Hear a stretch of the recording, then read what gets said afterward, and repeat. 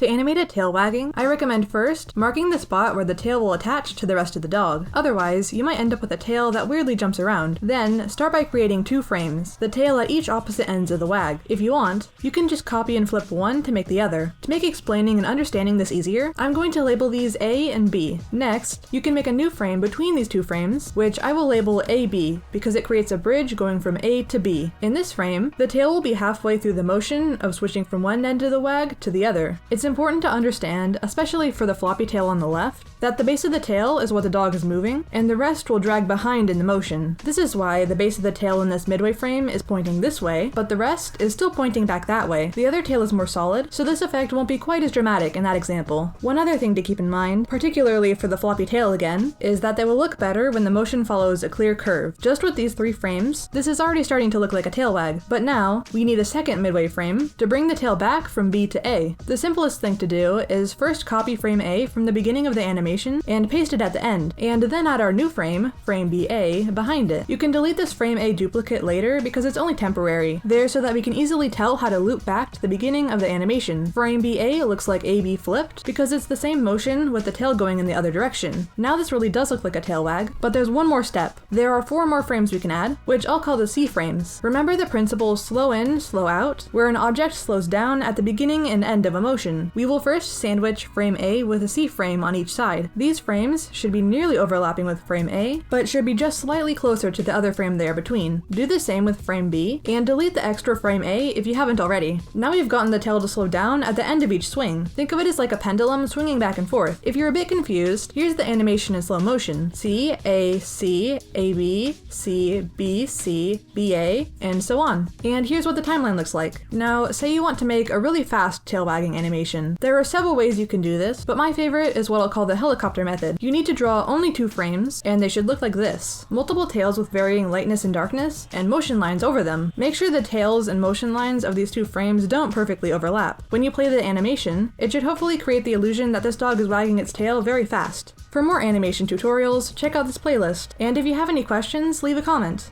Thanks for watching!